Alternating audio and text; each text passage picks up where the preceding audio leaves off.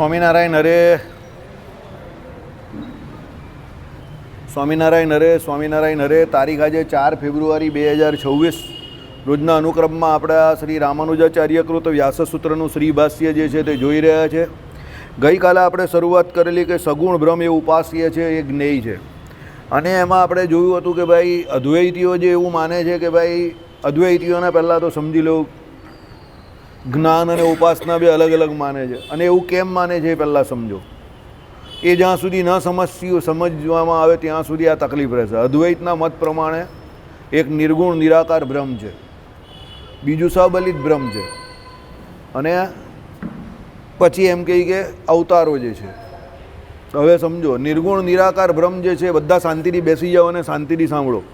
જ્યાં સુધી આ સમજ નહીં પડશે ત્યાં સુધી અદ્વૈત વેદાંતમાં સમજ ન પડે. અદ્વૈતનું જે નિર્ગુણ નિરાકાર બ્રહ્મ જે છે ને, સમજો એ ફાઇનલ જે છેલ્લું ફાઇનલ બ્રહ્મ જે છે તે એ છે, મુખ્ય બ્રહ્મ એ છે.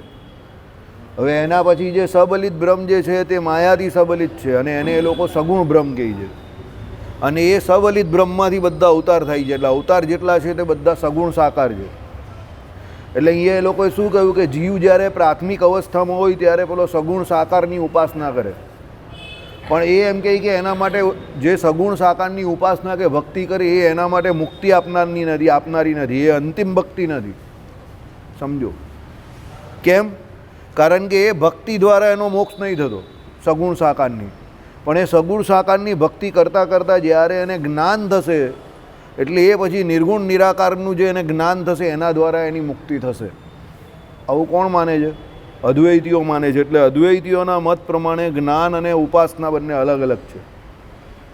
ત્યારે રામાનુજાચાર્ય જે છે એમના મત પ્રમાણે જ્ઞાન અને ઉપાસના બંને એક જ છે. જ્ઞાન કોનું? તો ઉપાસ્ય જ્ઞેય એવા ભગવાનનું. અને એનું જ્ઞાન તમે મેળવો તો જ તમે એની ઉપાસના કે ભક્તિ કરો. એટલે જ્ઞાનને રામાનુજાચાર્ય ભક્તિનું એક અંગ જ સમજે છે. ને આપણે ગઈકાલે પણ ચર્ચા કરેલી એ પ્રમાણે 9 પ્રકારની ભક્તિમાં આપણે પ્રથમ ભક્તિ જે છે એ કઈ શ્રવણ ભક્તિને ગણેલી છે. એટલે આપણા સંપ્રદાય પ્રમાણે કે રામાનુજ વેદાંત પ્રમાણે તમે જોવા જાઓ તો જ્ઞાન અને ભક્તિ જે છે એ બે કંઈ જુદા જુદા નથી. કારણ કે તમે જેનું જ્ઞાન મેળવો છો, જે વિષય એટલે જે ભગવાનનું, એની જ તમારે ભક્તિ કરવાની છે. વસ્તુતા એ તમે જ્યારે જ્ઞાન પણ મેળવો છો એ પણ તમારી ભક્તિ જ છે. આવો મુદ્દો સમજવો જરૂરી છે. તમે જ્યારે એ ભગવાન સંબંધી જ્ઞાન પણ મેળવો છો કે જ્ઞાનની ચર્ચા કરો છો કે સત્સંગ કરો છો, તો એ પણ ભક્તિનું જ એક અંગ છે. કારણ કે એને પણ શ્રવણ ભક્તિની અંતર્ગત જ કહ્યું છે. એટલે એ ભક્તિથી જુદું છે જ નહીં. આવું રામાનુજાચાર્યનું માનવું છે ને આવું એમનું કહેવું છે. એટલે ગઈકાલે આપણે જોયું એ પ્રમાણે જ્ઞાનના વિવિધ પ્રકાર છે. કારણ કે સર્વ ફલ સમાન જ છે ઇત્યાદિ સૂત્રોમાં કહ્યું છે. અને વાક્યકારે પણ યુક્તમ તદ ગુણક ઉપાસનાત, એટલે ગુણયુક્ત બ્રહ્મને જ પહોંચવાનું છે. કારણ કે એ પ્રકારના ગુણવાળાની ઉપાસના કઈ છે. એ શબ્દોમાં સગુણનું જ ઉપાસ્યત્વ અને વિદ્યા વિકલ્પ કયા છે. ટંક એટલે દ્રમિદાચાર્યથી પ્રાચીન બ્રહ્મનું એમ. ચાલો હવે એ કંઈ આપણે કંઈ કામનું નથી. ઓકે. વાક્યકાર એટલે પેલા જે દ્રવિદાચાર્ય જે આગળ બધા આચાર્યોની વાત આવેલી ને તેની વાત કરેલી છે. તમારે કંઈ યાદ રાખવાની જરૂર નથી, તો ભણવાવાળાએ યાદ રાખવાનું છે. ગુણયુક્ત બ્રહ્મને જ પહોંચવાનું છે. કારણ કે એ પ્રકારની ગુણવાળાની ઉપાસના કઈ છે. એટલે રામાનુજાચાર્યએ શું કહ્યું? જે સગુણ બ્રહ્મ જે છે એની પાસે જ પહોંચવાનું છે. એ જ ફાઇનલ ડેસ્ટિનેશન છે. ત્યાં જઈને એની પાસે જઈને જ તમારી મુક્તિ થવાની છે. અદ્વૈતીઓ શું કહે છે કે એ સગુણ બ્રહ્મ જે છે, સગુણ સાકાર, એની ઉપાસના કરવાની એ તો ફક્ત જ્ઞાન ઉત્પન્ન કરવા માટે. એટલે જ્ઞાન તમને જ્યારે થાય પછી તમારે ભક્તિ કરવાની નથી. ત્યારે રામાનુજાચાર્યનું વિશિષ્ટ અદ્વૈત વેદાંત શું કહે છે કે ભાઈ ભક્તિ તો તમારે અહીંયા પણ કરવાની છે અને અક્ષરધામમાં જઈને પણ સેવા, શ્રી કૃષ્ણ સેવા મુક્તિશ્ચ ગમ્યધામ. એટલે સેવા કે ભક્તિ તમે કેવું તે તો મુક્ત થયા પછી પણ કરવાની છે. એટલે રામાનુજાચાર્યના વિશિષ્ટ અદ્વૈત વેદાંત પ્રમાણે ભક્તિના ફળ રૂપે તમને ભગવાન મળે. અને ભગવાન મળે પછી શું કરવાનું? તો પાછી ભક્તિ જ કરવાની. સમજ પડી? એટલે આ એક સાંકળ જેવું છે જે ચાલ્યા કરે છે કે તમારે ભક્તિ કરવાની કોની? તો ભગવાનની. તો અહીંયા પણ ભગવાન તમારી હાજર જ છે અર્ચા રૂપે. અને તમે એની ભક્તિ કરો છો. એટલે સગુણ સાકાર અહીંયા જે છે વિષય જ્ઞાન જ્ઞેય કોણ એ ભગવાનની અર્ચા મૂર્તિ, તમે એની અહીંયા ભક્તિ કરો છો. આ ભક્તિ તમે અહીંયા કરીને આ મૂર્તિ દ્વારા તમે અક્ષરધામની મૂર્તિને પામશો. એટલે ત્યાં જઈને પણ તમારે ભક્તિ જ કરવાની છે. ત્યાં પણ એ સગુણ સાકાર જ છે. ત્યાં સગુણ સાકાર એટલે કેવા અનંત કલ્યાણકારી ગુણોવાળા, અને અહીંયા સગુણ સાકાર એટલે પણ અનંત કલ્યાણકારી ગુણવાળા. ત્યાં પણ નિત્ય નિર્દોષ અને અહીંયા પણ નિત્ય નિર્દોષ. ત્યાં તો માયાનું કંઈ છે જ નહીં, ને અહીંયા માયા જે છે તે ભગવાન સુધી નહીં પહોંચતી, ભગવાનની શક્તિ છે. બરાબર, ચાલો. એટલે રામાનુજાચાર્યએ શું કહ્યું? ગુણયુક્ત બ્રહ્મને જ પહોંચવાનું છે, કારણ કે એ પ્રકારના ગુણવાળાની ઉપાસના કહી છે. એટલે ઉપાસના કોની કરવાની છે? તો એ ગુણવાળાની. નિર્ગુણની કોઈ ઉપાસના કરે જ નહીં. કેમ ના કરે? જેનામાં કોઈ ગુણ નથી, જે નિર્ગુણ છે, તો એની ઓળખાણ કેવી રીતે થાય? તમારી ઓળખાણ, ગુણીની ઓળખાણ કોના દ્વારા થાય? તેના ગુણ દ્વારા થાય ને. તમારી ઓળખાણ કોના દ્વારા થાય? તમારા ગુણ દ્વારા થાય. વિજયભાઈની ઓળખાણ કોના દ્વારા થાય? તેના ગુણ દ્વારા થાય. ગુણ લક્ષણો તમે જે કહ્યું કે તે ગુણીની ઓળખાણ એના ગુણ દ્વારા જ થાય. ગુણીને કોઈ ઓળખતો નહીં હોય, એના ગુણોને ઓળખે, અને એ ગુણો દ્વારા ગુણીને ઓળખે. સમજો, મને ઓળખે લોકો તો મને કેવી રીતે ઓળખે? મારા ગુણ દ્વારા ઓળખે. ગુણ દ્વારા એટલે જે કોઈ મારામાં લક્ષણ હોય, લાક્ષણિકતા તમારામાં જે કોઈ હોય એના દ્વારા.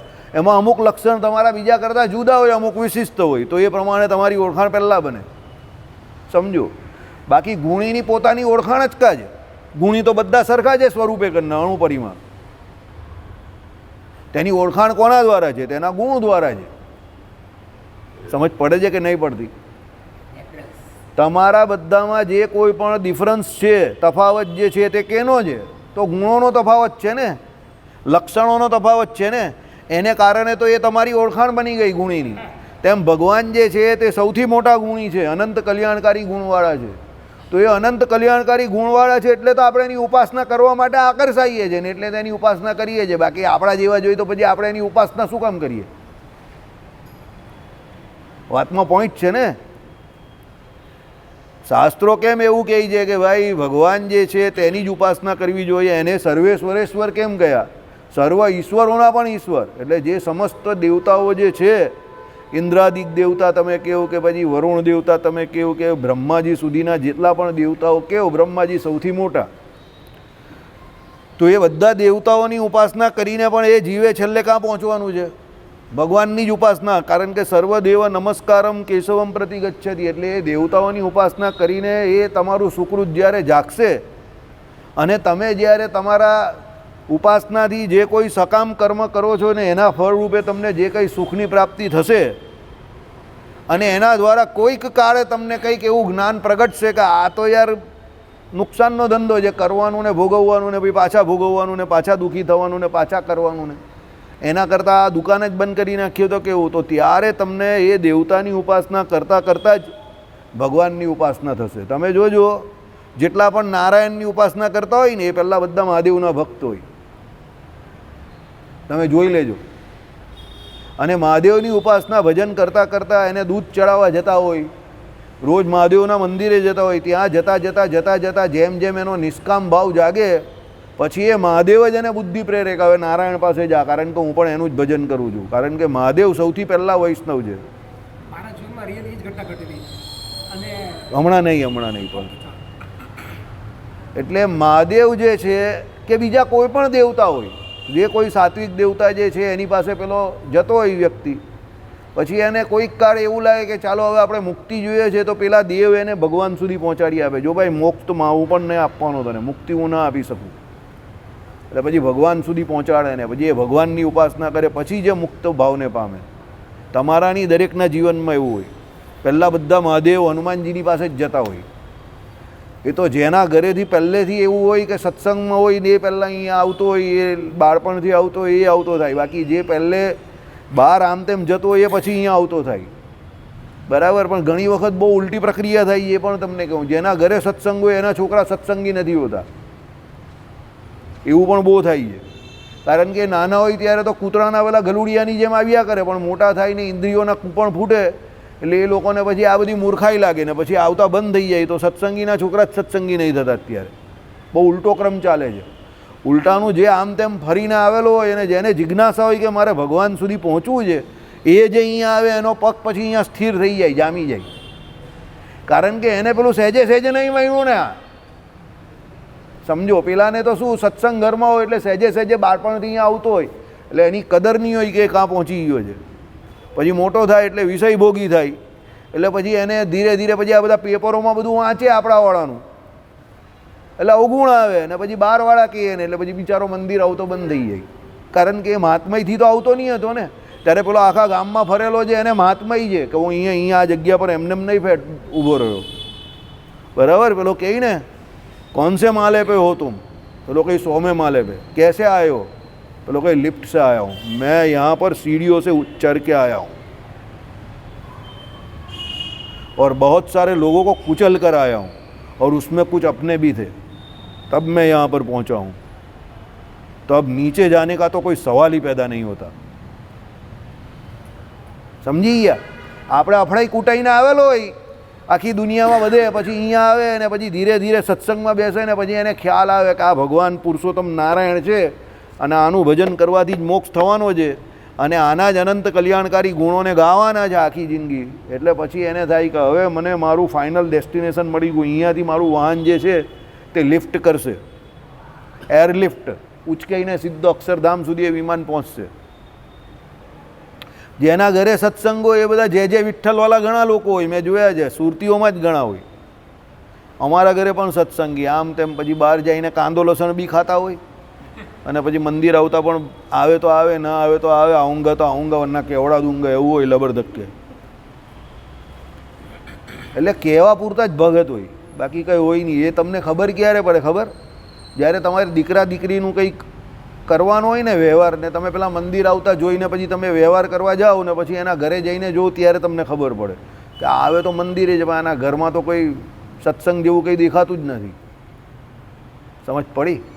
એટલે એ ખાલી દેખાદેખીમાં આવતા હોય, એને સત્સંગનો જો મહાત્મય ન હોય, ગામમાં લોકો નથી આવતા એના કરતાં સારું છે.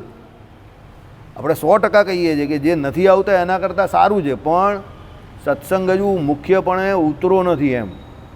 એ ખાલી દેખાદેખીથી આવે છે, કાં એના દીકરા દીકરીને વર્તાવા આવે છે કે સમાજમાં પ્રતિષ્ઠા રહી કે ભાઈ છોકરાઓ કે છોકરીઓ કે ભાઈ કુટુંબ જે છે તે કેવું છે, સંસ્કારી છે, રોજ મંદિર આવે છે, એને લઈને આવે છે. બાકી એને ભગવાન જોડે કે આધ્યાત્મ જોડે કોઈ લેવા દેવા નથી. એ ખબર પડી જાય, you get to know that. બરાબર?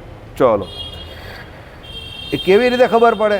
આ ગુણોને કારણે, લક્ષણોથી જ વ્યક્તિની ઓળખાણ થાય, ગુણીની ઓળખાણ થાય. એટલે ભગવાનમાં રહેલા ગુણોને કારણે એ ઉપાસ્ય છે. એટલે જીવ જે છે તે ભગવાન તરફ આકર્ષાય અને એ ભગવાનનું ભજન કરે, કારણ કે ભગવાન જે છે તે સર્વશક્તિમાન છે, સર્વ ઐશ્વર્ય યુક્ત છે, સર્વ સામર્થ્ય યુક્ત છે, એની સાથે અનંત કલ્યાણકારી ગુણ પણ એમનામાં છે. તો આવું કોમ્બિનેશન જે છે તે ભગવાનમાં જ છે. બાકી જ્યાં રૂપ હોય ત્યાં ગુણ નહીં હોય, જ્યાં ગુણ હોય ત્યાં રૂપ નહીં હોય. સમજો? બરાબર? એટલે એ ભગવાન જે છે એનામાં જ આ બધું છે. બરાબર? એ શબ્દોમાં સગુણનું જ ઉપાસ્યત્વ અને વિદ્યા વિકલ્પ કયા છે.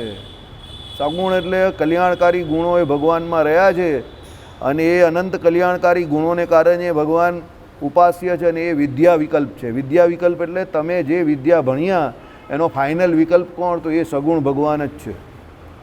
જો ભગવાન નિર્ગુણ હોય કે એનામાં કોઈ ગુણ જ ન હોય, એના વિશે કંઈ કહેવાય એવું જ ન હોય, આ અદ્વૈતીઓ કે એ પ્રમાણે કે એના વિશે કંઈ કહેવાય એવું જ નથી, અનિર્વચનીય છે, તો એના વિશે કંઈ કહેવાય એવું જ ન હોય તો પછી એની બધી આટલી બધી સ્તુતિ શું કામ કરી હોય? તમે એના વિશે કંઈ કહી જ નહીં શકતા હોય કે એના વિશે કંઈ કહેવાય એવું જ નથી, તો પછી એની સ્તુતિ શું કામ કરે? ઘણી વખત ના કહે કે ભાઈ છોકરો કેવો છે, બહુ જોરદાર, બહુ જોરદાર. પણ આપણે પૂછીએ કે ભાઈ એના કંઈ લક્ષણો તો કે એ કંઈ નહીં ખબર પણ બહુ જોરદાર. તો ભાઈ નહીં ખબર તો પછી શું કામ બોલે છે કે બહુ જોરદાર? કેવી રીતે જોરદાર? પેલો કે એના વિશે કંઈ કહેવાય એવું જ નથી, એટલે ભાઈ મારા જેવો હોય તો સમજી જાય કે કંઈ કહેવાય એવું નથી, એટલે આનામાં કંઈ લાગતું નથી, એટલે એના વિશે કંઈ કહેવાય એવું જ નથી એમ. બરાબર? હા, સમજી ગયા? હા, એટલે પછી એ કંઈ કામનો જ નથી. બરાબર? બાકી છોકરો એટલે કેવો હોવો જોઈએ? આમ બંદૂક કી ગોલી જેવો. સમજો? કહેવાવાળાને એક કહીને એમ થાય કે બે રહી ગયું, ને બે કહી તો 3 રહી ગયું, એનું નામ છોકરો કહેવાય. તો પેલા મરિયલ લોકો ગામમાં બહુ ફરતા હોય, કંઈ છોકરા થોડા કહેવાય. યુવાની એટલે પહેલાં મનુષ્ય જન્મ, એમાં પાછી યુવાની, એમાં પાછો પુરુષ, ઉત્તમ કુળમાં જન્મેલો હોય, અરે એની યુવા અવસ્થા હોય, વેપાર ધંધા બરાબર ચાલતો હોય, તો એના વિશે જોવાનું જ શું હોય, શું કહેવાનું હોય? કહેવાવાળો કવિ કે કહેવાવાળો બોલવાવાળો હોય તો એમ વિચારે કે મારી જબાનના જે શબ્દો જે છે કે મારી જે વિચાર શક્તિ જે છે તે એના ગુણ સુધી ન પહોંચી શકશે, એટલા ગુણ હોવા જોઈએ એનામાં. આ છોકરો કહેવાય, બરાબર? કહેવાવાળો શું કહે અલંકારિત ભાષામાં કે દોડતો હોય તો એવું લાગે કે આમાં દોડતો દોડતો દોડતો દોડતો એમ કહે કે હિમાલયની ટોચ સુધી પહોંચી જશે, એવો પરાક્રમી છે એમ. અને એને ઊભા ઊભા જોતા હોવ તો તમને એવું લાગે કે કંઈક કંદર પદર બદલના એ અનંતકોટી કામદેવને જોઈ રહેલા છે, એવી એની આભા છે. અને એ ભણતો હોય ત્યારે તમને એવું લાગે કે હમણાં સાક્ષાત સરસ્વતી દેવી એમ કહી કે એના મોઢામાંથી પ્રગટ થશે. આનું નામ છોકરો કહેવાય. પછી પેલો એમ કંઈ કંઈ કહેવાય એવું જ નથી તો રહેવા દે તારી પાસે, એના વિશે મારે કંઈ જાણવું પણ નથી. સમજ્યા? ભગવાને શું કહ્યું? કાળા માથાનો માનવી જે ધારે તે કરી શકે. કાળા માથાનો એટલે કેવો? યુવાન વ્યક્તિ, ભરતખંડને વિશે જેનો જન્મ થયો છે તે એ ધારે એ કરી શકે. ઘણા બધા ચમત્કાર એવા છે તે એ કરી શકે છે. એટલે ઉપાસ્યતા જે કહી છે કે વિદ્યા વિકલ્પ જે કહ્યો છે તે સગુણનો કહ્યો છે. ગુણવાનને ગુણોનો મહિમા છે અને ગુણવાનનો મહિમા છે. જેમાં ગુણ જ નથી એનો શું મહિમા? એવા તો બધા બહુ હોય, બરાબર? કોમન ફેક્ટર તો દુનિયામાં ઘણા બધા છે. બધો જુવાર અનકોમન એની ગણતરી થાય છે કે ભાઈ આ અનકોમન વ્યક્તિ છે, આ કંઈક અલગ કરવા માંગે છે, આ કંઈક જુદું વિચારે છે, આને કંઈક જુદું કરવું છે. તો એ ક્લાસિક પીપલ જે કહેવાય તે બહુ ઓછા છે. એ લોકોની ગણતરી જ ઓછી છે અને એ લોકોની ગણતરી આખી કોઈ દુનિયાની રેસમાં એ લોકો પડ્યા નથી. પણ એનામાં ગુણ છે, પણ એના ગુણ જે બીજો ગુણવાનો એને દેખાય, જે રેસમાં ઉતરો એને નહીં દેખાતા. સમજો? એટલે બધે અલગ અલગ વસ્તુ છે પણ ગુણ હોવા જરૂરી છે. ચાલો, એનું ભાષ્યકારે યદ્યપિ સચ્ચિત ઇત્યાદિ શબ્દોમાં વ્યાખ્યાન કર્યું છે. આખો ઉતારો નીચે પ્રમાણે વેદાર્થ સંગ્રહમાં આપ્યો છે. વેદાર્થ સંગ્રહ રામાનુજાચાર્યનો સૌથી સરસ ગ્રંથ છે. આનો છે, વેદાંત દેશિકનો છે. રામાનુજાચાર્યના સૌથી મોટા સાધુ થઈ ગયા અને એમણે ઘણા બધા ગ્રંથો જે છે એનું પ્રકાશન કરેલું છે. વેદાંત દેશિક, આ વેદાર્થ સંગ્રહ બી કદાચ એમનો જ ગ્રંથ છે. અને એમાં આ બધા જે આ લખેલું છે સચ્ચિત, શું લખેલું છે? યદ્યપિ સચ્ચિત, એમણે એનું ભાષણ કરેલું છે. જો કે વિદ્વાનો બ્રહ્મના ગુણ સમુદાય તરફ જ મન થકી દોડ્યાનું નથી, તથાપિ ગુણવાળા બ્રહ્મને જે ભજે છે એટલે ત્યાં પણ સગુણ બ્રહ્મ જ પમાય છે. એટલે એકલા ગુણની નહીં, તેમ એકલા બ્રહ્મની નહીં, પણ ગુણ વિશિષ્ટ બ્રહ્મની ઉપાસના, એને જ્ઞાન કરવી એટલે ઉપાસના કરવી, એવું કહ્યું. આવ્યું ને? ગુણીની ઓળખાણ એના ગુણ દ્વારા છે. એટલે એકલો ગુણી પણ કંઈ કામનો નથી ને એકલા ગુણ હોય તે પણ કંઈ કામના નથી. કારણ કે ગુણ કોને આધારે રહેલા છે? તો ગુણીના આધારે રહેલા છે. એટલે બંને ભેગા હોય, ગુણીની સાથે ગુણ હોય તો એ ગુણોની ઉપાસના છે. એટલે બ્રહ્મની ઉપાસના કેમ છે? તો એનામાં રહેલા અનંત કલ્યાણકારી ગુણોને કારણે. એટલે સગુણની ઉપાસના કઈ છે? સમજો? સદા સાકાર સદા સગુણની ઉપાસના કેમ કહી? કે ભાઈ એમાં એ કલ્યાણકારી ગુણો રહ્યા છે જે એને બીજાથી વિશિષ્ટ ઠરાવે છે. અને એ બીજાથી વિશિષ્ટ છે, જુદા છે, બરાબર? સર્વગુણ સંપન્ન છે. એટલે એની ઉપાસના કરવાની કઈ છે? જેનામાં કોઈ ગુણ જ નથી એની શું ઉપાસના કરવાની? સમજો? પછી ઘણા શું હોય છે એનામાં એ ગુણ ન હોય તો પણ મારી ઠોકીને બેસાડવાની વાત કરે. પણ અમુક વસ્તુ છે ને ન થતી હોય કે ન કરી શકતા હોય, એ શક્ય નહીં હોય તો ન કરવાની. હવે મારી હાઇટ નહીં વધવાની, હું અત્યારે મારી હાઇટ વધારવાનો પ્રયત્ન કરું, મને ઘણા લોકો કહેતા હતા તમારી હાઇટ વધારો, તમે બહુ સરસ લાગશો. મેં કંઈ એટલો પ્રયત્ન નહીં કર્યો. મારી હાઇટ નહીં વધવાની, મને ખબર છે. સમજો? તો એના માટે પ્રયત્ન ન કરવો જોઈએ. એ પોસિબલ નથી ને. સમજ પડે છે હું તમને જે કહું તે? એવું દરેકમાં હોય, એવું દરેકમાં હોય. હું આના જેટલો ગોરો નહીં થઈ શકવાનો. જન્મજાત જે છે તે છે, એ મારા જેટલો જાડો થઈ શકશે પણ મારી એના જેટલી હાઇટ નહીં બની શકે. કે મારે એના જેટલો ગોરો થવું હોય તો નહીં થવાય. કેમ? મારે કાં પેલું એ કરાવવું છે, શું કહે એને પેલું, હા જે હોય તે. હવે એવું તો મારે કંઈ કરાવવું નહીં. આઈડિયા આવે છે હું તમને જે કહું તે? એટલે જે ગુણ નથી એ દેખાડવાનો પ્રયત્ન કરવો એ પણ ખોટી વાત છે. પણ ભગવાનમાં તો અનંત કલ્યાણકારી ગુણ ઓલરેડી રહેલા જ છે. એ એક એવા ગુણી છે કે જેનામાં એ ગુણ રહેલા જ છે. અને એટલે જે વિશિષ્ટ પ્રકારનું બ્રહ્મ છે, એટલે એ બીજા જીવ જેવું નથી એમ. એટલે અદ્વૈતીઓ એવું કહે કે ભ્રમ થઈ જશે તો એમ કોઈ જીવ બ્રહ્મ થાય નહીં. સમજ પડે છે? રામાનુજાચાર્ય એક કાંકડે બધા પક્ષી મારે છે, ઢગાધર ધડાધર બધા પાડે છે કે ભાઈ એમ કોઈ જીવ જે છે એ બ્રહ્મત્વને પામી નહીં હતો. બ્રહ્મ એક અનાદિ અલગ જ તત્વ છે અને એ વિશિષ્ટ છે. કેમ વિશિષ્ટ છે? એનામાં રહેલા અનંત કલ્યાણકારી ગુણોને લઈને, જે બીજામાં નથી. એટલે જીવ કદાપી બ્રહ્મ નહીં બની શકતો. સમજ પડે છે? એટલે એ ગુણી જે છે, બ્રહ્મ જે છે, તે બધા બીજા ગુણીઓ જીવ જે છે એનાથી જુદું છે. અને એની સાથે એમનામાં જે ગુણ રહેલા છે તે પણ બીજા કોઈ જીવોમાં કે બીજા દેવતાઓમાં કે બદ્ધ જીવોમાં નથી એમ. એટલે દરેક રીતે એ બ્રહ્મનું શું છે? વિશિષ્ટપણું કહ્યું છે. એટલે સર્વ ગુણોથી એ વિશિષ્ટ છે. એવા વિશેષ્ય કોણ? એ બ્રહ્મ એટલે ભગવાન છે. એટલે એની ઉપાસના કરવાનું કહ્યું છે. એટલે એ ઉપાસના એટલે જ્ઞાન એવું કહ્યું. એટલે ઉપાસના અને જ્ઞાન એટલે શું અહીંયા? તો એ એના અનંત કલ્યાણકારી ગુણો છે, એને શું કરવાનું? જાણવાનું, એને ગાવાનું. એ ઉપાસના છે.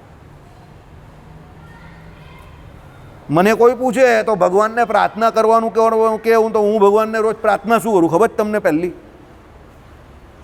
તમારા કથા વાર્તા ગુણ કીર્તન ગાવા છે. હું પહેલી પ્રાર્થના આ જ કરું ભગવાનને. કારણ કે એના સિવાય બીજું છે શું હવે જીવનમાં? તમે ભગવાનના કથા વાર્તા ગુણ કીર્તન ગાઓ એટલે સહેજે સહેજે તમારામાં એ ગુણો આવવા માંડે. તમે જેના ગાઓ, જેને સીવો એવા ગાઓ. સમજો? એટલે હું મારી જાતને જ્યાં કથા વાર્તાની વાત આવે ને તો લિમિટેડ પણ નહીં કરતો એવો કે ભાઈ આને જ સાંભળવા કે આને જ સાંભળવા. કારણ કે કથા વાર્તાની વાત આવે તો કથા વાર્તા બહુ મોટો ટોપિક છે. તો એમાં તમારે નેશનલ લેવલ પર જેટલા પણ સારા ભગવાનના ભક્તો હોય, જે સગુણ સાકારની ઉપાસના કરતા હોય અને જે ભગવાનના ગુણ ગાતા હોય, એ રામાયણની ચોપાઈ દ્વારા ગાતા હોય કે શ્રીમદ ભાગવત પુરાણ દ્વારા ગાતા હોય, દસમ સ્કંદ દ્વારા ગાતા હોય, એકાદશ સ્કંદમાં ગાતા હોય ભગવાનના, તો એ બધાને હું સાંભળું. કેમ? મારે કરવાનું ને શું કરવાનું છે? ભગવાનના ગુણ કીર્તન ગાવાના છે. એ જ મારું કામ છે. મેં તમને પરમ દિવસે કે ચોથે દિવસે શું કહેલું? તમારે તમારું અંગ ઓળખવું પડે. તો મેં મારું અંગ ઓળખેલું છે આ પ્રમાણે કે મારું અંગ શું છે? તો કથા વાર્તા કરવી, કીર્તન ગાવા, ભજન કરવું, આ મારું અંગ છે. પછી આ લખવાનું બખવાનું જે કહ્યું હોય તે. મને કથા વાર્તા કરવાનું કહે તો મને ગમે છે. ગમે ત્યારે ગમે છે. રાતે 10 વાગે પણ ગમે છે. સમજો? આઈડિયા આવે છે? તો મારે એ જ કરવાનું છે. મને એ ખબર છે, એ મારું અંગ છે. હવે એનાથી વિશેષ તો બીજું શું કરવાના? ભગવાનના ગુણો ગાયા એટલે બહુ થઈ ગઈ વાત. હવે બીજા તો કોઈ લેવલની આપણે હવે જરૂર જ નહીં. સમજો? કરવાનું ને તમારે કરવાનું શું છે? બધું જાણીને પણ તમે ભગવાનના જાણો, પરમાત્માને જાણો, પછી તમારે કરવાનું શું છે? તો ભગવાનના ગુણ કીર્તન જ ગાવાના છે. બીજું તો શું કરવાના તમે? બરાબર? એટલે અહીંયા આ પ્રમાણે કહ્યું કે ભાઈ એની ઉપાસના કે એ જે છે તે કરવાની છે. પછી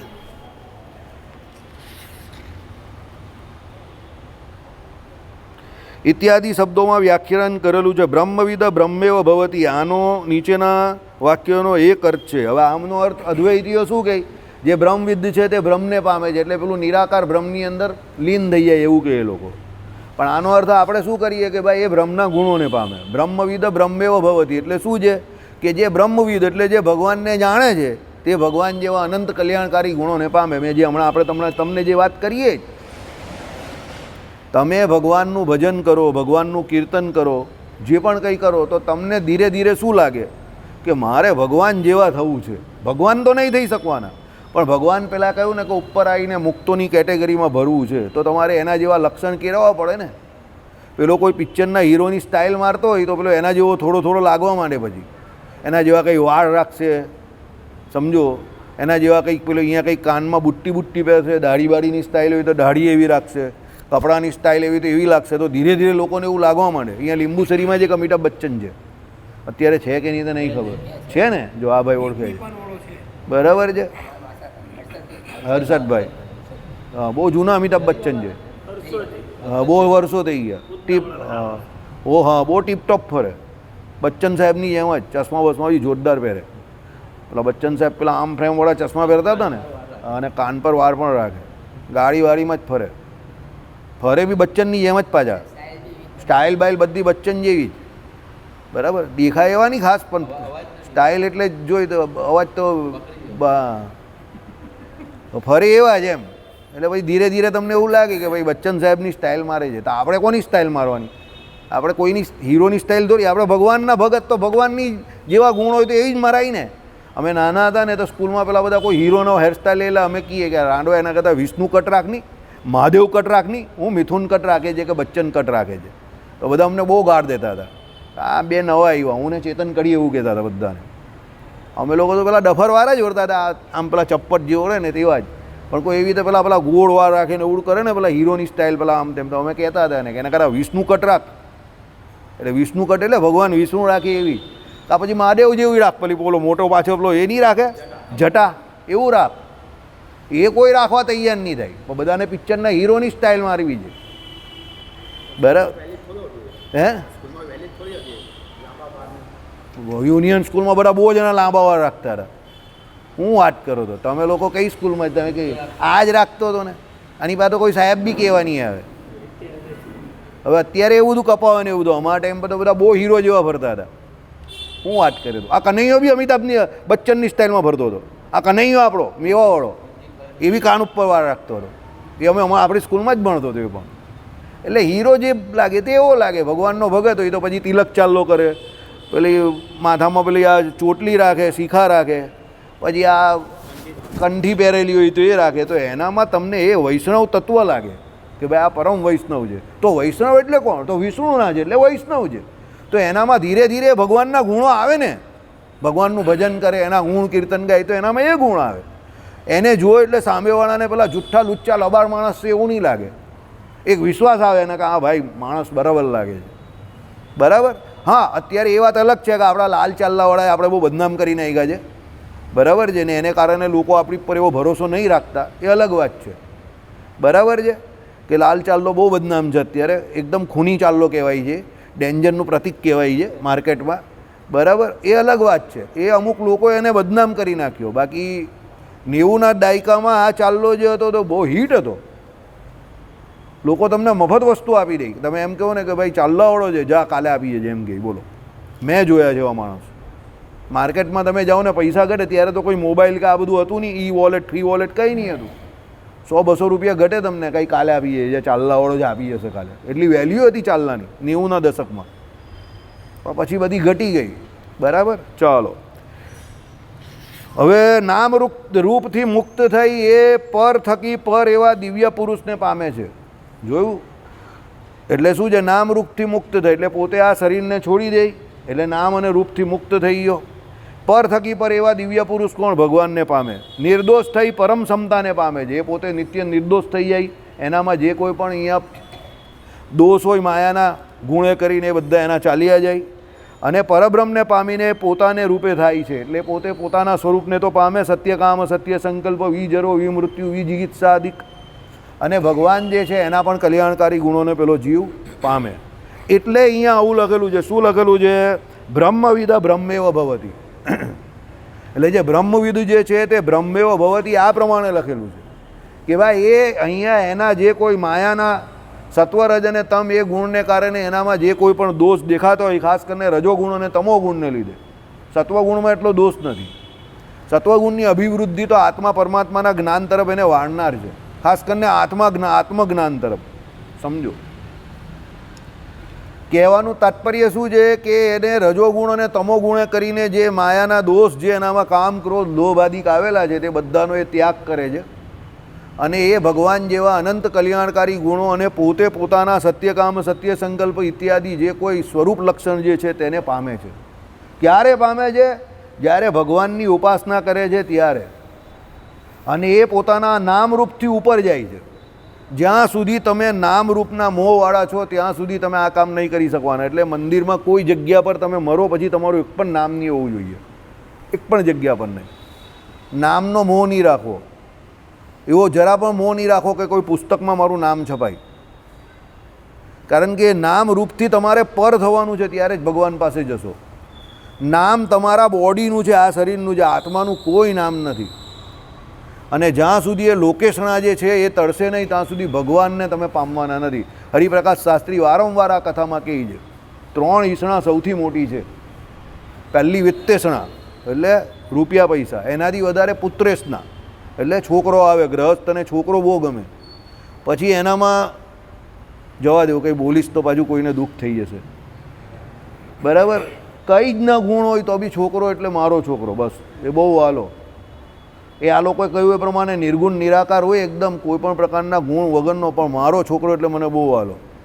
ખબર નહીં એવું કેમ છે તે લોકોને, બરાબર. પણ એવું હોય છે. ભગવાને કહ્યું એ પ્રમાણે કે ભગવાને માયા એવી બનાવેલી છે કે પોતે શરીર અને શરીરના સંબંધી પ્રત્યે એને સહેજે સહેજે એ જ થાય છે. ભાઈ પેલામાં ભલે કોઈ ગુણ હોય કે નહીં હોય, ભલે આવ ડબ્બુનો ઢ હોય.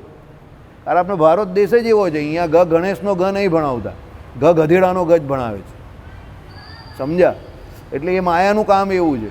હવે એનામાં ગુણ નથી તો બી એ એને ગમે છે, એટલે નામ ને રૂપનો એ મહિમા એને છોડવો પડશે. પહેલી વિત્તેષણા, પછી પુત્રેષણા અને છેલ્લી લોકેષણા. લોકમાં મને લોકો ઓળખે કે હું ફલાણાભાઈ ઢીમકાભાઈ, મેં આ કર્યું તે કર્યું, ફલાણું કર્યું, ઢીમકું કર્યું, બરાબર. હું કંઈક કરીને બતાવી દઉં, હું હજુ પણ મર્યો નથી, હું હજુ પણ જીવું છું, એમ પોતે પોતાની જાતને બધે સાબિત કરવાના ચક્કરમાં ઘણા લોકો હોય છે. આખી જિંદગી એમાં નીકળી જાય, એને બધું સાબિત કરવું છે. બસ મને જેટલી ખબર છે બધી સાચી વાત છે. આવા ઘણા બધા ગર્વ લોકો લઈને ફરતા હોય છે, બરાબર. પણ એનો કોઈ મતલબ નથી. તમારે કોની સામે સાબિત કરવાનું જ ને શું સાબિત કરવાનું જ મને અત્યાર સુધી ખબર નહીં પડી, બરાબર. એટલે આ 3 ઈસણાથી પર થાય પછી એ નામરૂપથી પર થશે, સમજો. રૂપનો પણ બહુ અહંકાર નહીં રાખો કે ભાઈ વાતે વાતે વારે વારે બધું આમ તેમ કર્યા કરવું. શાંતિથી ભગવાને જે આપ્યું છે એને સ્વીકારીને આગળ વધો. વ્યવસ્થિત ફરવાની ના નથી ગ્રહસ્થને, વ્યવસ્થિત ફરવું જોઈએ. બબુચક જેવા ન ફરાય એવું તો આપણે કહીએ છીએ. ગ્રહસ્થ હોય તેને વ્યવસ્થિત ફરવું જોઈએ, ત્યાગીની વાત અલગ છે. પણ એમાં પણ પછી બહુ ફેશન બેશન નહીં, એમ સમજો. ભગવાનનો ભક્ત છે તો એ ભક્ત જેવો લાગવો તો જોઈએ, પણ પછી એ ભગવાનનો ભક્ત હોય ને બધું ઉલટા પુલટા કામ કરતો હોય, પેલા અહીંયાથી પેલો પેન્ટ ફાડીને આવે, પછી અહીંયાથી ફાડીને આવે, પછી કમરમાં પેલો શર્ટ ફાટેલો હોય, એવું બધું ફેન્સી પહેરે, તો એ ભગવાનના ભક્તને શોભાયમાન નથી, બરાબર. તિલક ચાંદલો અને એ કરવું હોય તો એ બરાબર છે. બાકી ભાઈ તમે અહીંયાથી પેલું ફાટેલું શર્ટ પહેરો, અહીંયાથી આ ફાટેલું પેલો ફંકી કે મંગી, શું કે એને, હા મને તો મંકી જ લાગે એ પાછો, બરાબર. એટલે એ ફંકી પહેરે ને દેખાય મંકી જેવો, સમજી જાઓ. એટલે એવું બધું આપણે ભગવાનના ભક્તને મહારાજે શું કહ્યું કે જે વસ્ત્ર પહેરે કરીને પોતાનું અંગ દેખાય એવું ભૂંડું વસ્ત્ર ન પહેરવું.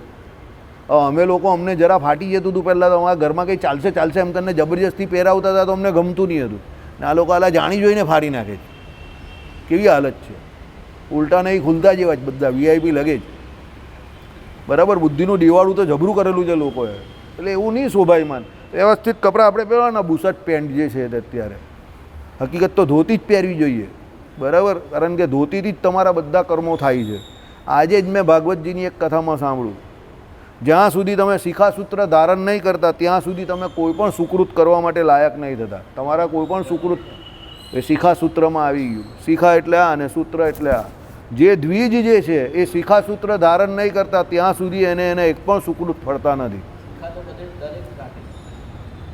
બરાબર.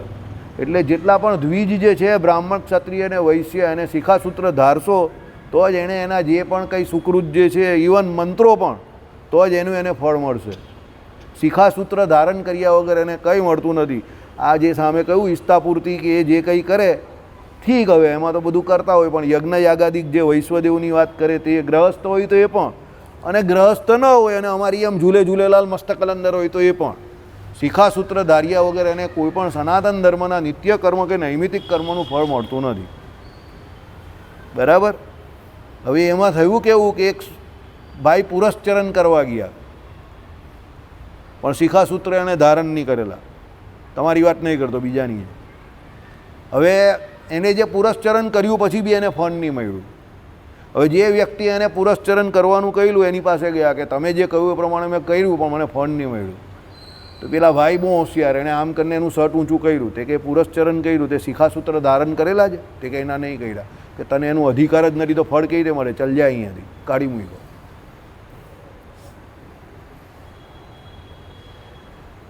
બરાબર. આ તમને એટલા માટે હું જણાવું છું કે આપણી જે રીત છે કે જે પરંપરા છે એ પરંપરામાં રહીને જ મારા શ્રીએ જે મંત્ર કયો એ મંત્ર તમે આમ જ જપવા માંડો તો તમને કંઈ ફળ આપનારો થાય?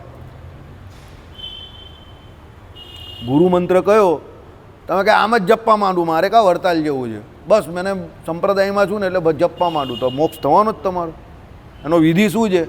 જવું પડે વડતાલ અને કાનમાં એ ફૂંકે મંત્ર મહારાજશ્રી, પછી એ તમે જપો તો તમારું કલ્યાણ થાય, કારણ કે એ અધિકાર છે એમનો વિશિષ્ટ.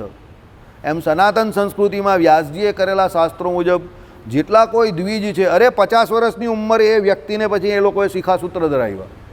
હી વોઝ 50, વૈશ્ય વર્ણના હતા. એ કહે કે હવે મારે શું કરવાનું, મારી તો ઉંમર થઈ ગઈ છે. કે ઉંમર થઈ ગઈ એટલે શું? પ્રાયશ્ચિત કરો અને તમે એમ કહે કે શિખાસૂત્ર ધારણ કરો, ને 50 વર્ષે એમને શિખાસૂત્ર ધારણ કરાવ્યા એમણે. સમજો, જેને નથી ધારણ કર્યા ચિંતા નહીં કરો, આપણે બાજુ એક કાર્યક્રમ કરવાના જ છે, એક આયોજન કરશું આપણે, આમાં બધાને લઈ લેવું છે અને આ વખતે મોટા પાયા પર કરવું છે. બરાબર, જાહેરાત જોરદાર કરવી છે, એટલે જેટલા બ્રાહ્મણ ક્ષત્રિય વૈશ્ય હોય તે બધા આવી જજો, બધાને શિખાસૂત્ર ધરાવી દઈશું. એકવાર એક રાઉન્ડ હજુ જ કરવો છે મારે. બરાબર છે, એટલે જે રહી ગયા છે એને ચિંતા કરવાની જરૂર નથી, એક ચાન્સ મળશે તમને, પણ પછી લઈ લેજો ત્યારે. પછી કહીને કે વારે વારે પેલા લક્ષ્મી ચાલ્લો ચોડવા આવે તો મોડું પછી આડું કરીને નહીં, કારણ કે એ શિખાસૂત્રની સાથે તમને 5 સંસ્કાર આપવામાં આવશે. બરાબર, જે 5 સંસ્કાર આપણા કહેવાય ને, અન્નપ્રાશન સંસ્કાર ને બધા પહેલાં જે સંસ્કાર જે છે ને તે બધા સંસ્કાર તમને એની જોડે આપે, પછી જનોય સંસ્કાર આપે. જનોય સંસ્કારનો તો 5મો કે 6ઠ્ઠો નંબર છે. બરાબર, એટલે એ બહુ જરૂરી છે. વિધિ તો વિધિ જ હોય ને ભાઈ, વિધિ વગર તો તમને કેવી રીતે ફળ મળે? જે કરવાનું છે તો કરવું જ પડે ને. સ્વામિનારાયણ ભગવાન પણ હતા, તેમણે પણ શિખાસૂત્ર ધારણ કરેલા. આપણે ત્યાંના તે સમયના જે કોઈ ક્ષત્રિયો ભક્તો હતા તે પણ બધા શિખાસૂત્ર ધારણવાળા હતા, બધા ચોટલી રાખતા હતા. આપણે ત્યાં 200 વર્ષ અંગ્રેજો હતા ત્યાં સુધી આપણે ત્યાં બધા ચોટલી રાખતા હતા, હવે બંધ થયા. શ્રીપતિમ શ્રીધરમ સર્વદેવીશ્વરમ ભક્તૃત્યમ વાસુદેવમ હરે માધવમ કેશવમ કામદમ કારણમ